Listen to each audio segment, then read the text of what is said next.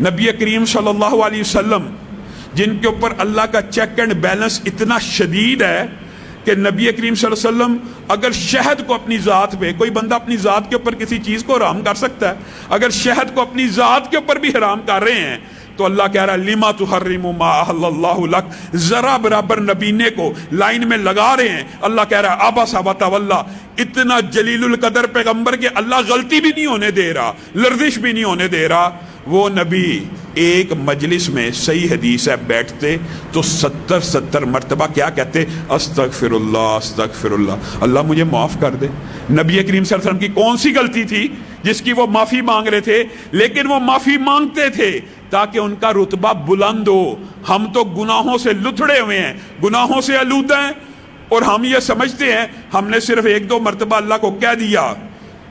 میرے بھائیوں، نبی کریم صلی اللہ علیہ وسلم نے ایک بات بیان کی ہے، یہ بات بھی یاد رکھ لیجئے کہ کوئی بندہ اگر یہ گمان کرتا ہے نا میں نیکی کر رہا ہوں، میں نیکی کے کام کر رہا ہوں، میں بہت بڑا نیک بندہ بن گیا ہوں، اگر کسی کے ذہن میں مجھ سمیت یہ وہم باطل ہے یا وہم فاسد ہے تو نکال دے، کیونکہ نبی کریم صلی اللہ علیہ وسلم نے فرمایا پوری دنیا ایک نہیں، پوری دنیا آدم سے لے کر قیامت تک جتنے لوگ پیدا ہونے ہیں نا، سب کیسے بن جائیں؟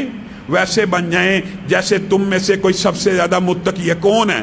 حضرت محمد رسول اللہ صلی اللہ علیہ وسلم۔ حدیث صحیح ہے، تم میں سے سارے ان جیسے بن جائیں، اللہ کی بادشاہی میں ذرہ برابر بھی اضافہ نہیں ہوتا۔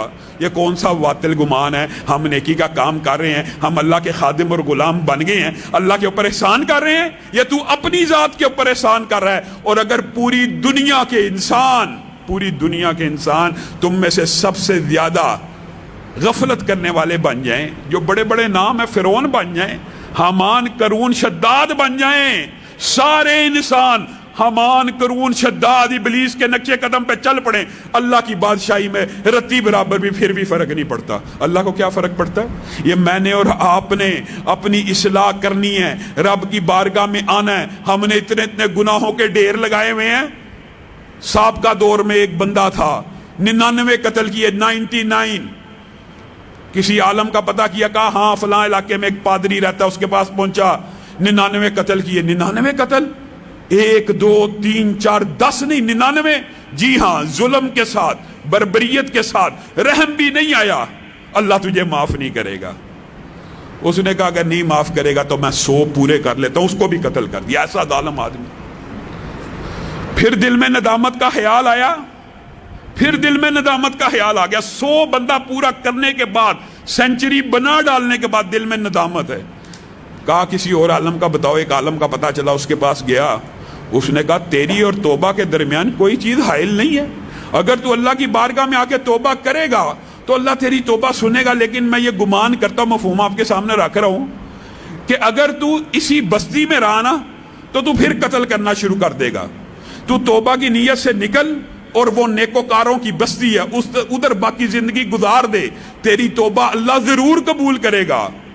ابھی وہ بندہ دیکھیں، اللہ تعالیٰ نے بھی بخشنے کے کیسے کیسے طریقے بنائے ہوئے ہیں کہ 100 بندے پورے قتل کر کے، ایک مومن کا قاتل جو ہے نا، اس کے بارے میں قرآن پاک میں آتا ہے وہ ساری زندگی آگ میں جلے گا۔ یہ 100 بندوں کا قاتل ہے، توبہ کیے بغیر جو مر گیا، یہ 100 بندے کا قاتل ہے۔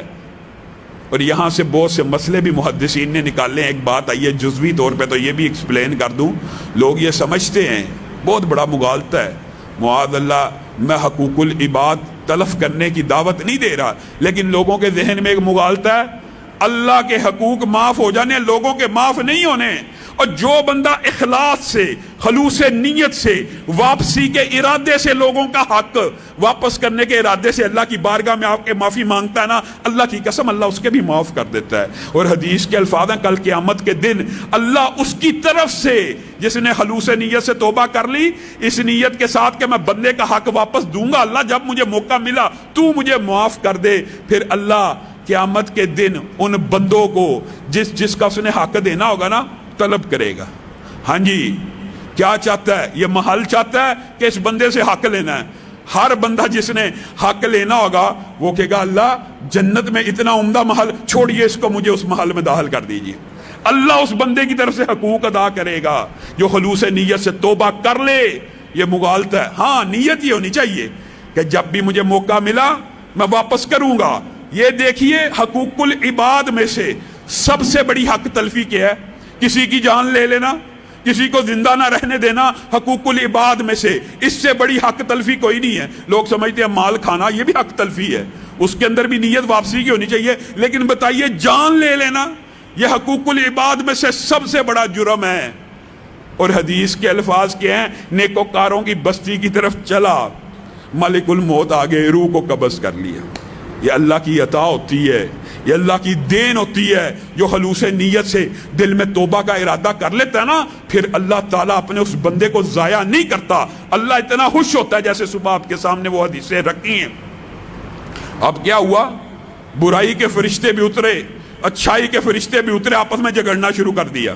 برائی کے فرشتوں نے کہا ابھی نیکوکاروں کی بستی میں نہیں تھا پہنچا, ابھی توبہ کا ارادہ کیا تھا, الفاظ ادا نہیں تھے کیے, ہاتھ نہیں تھا اٹھایا, آنسو نہیں تھے بہائے, یہ بندہ ہمارا ہے, ہم لے کے جائیں گے. عذاب کے فرشتے کہہ رہے ہیں.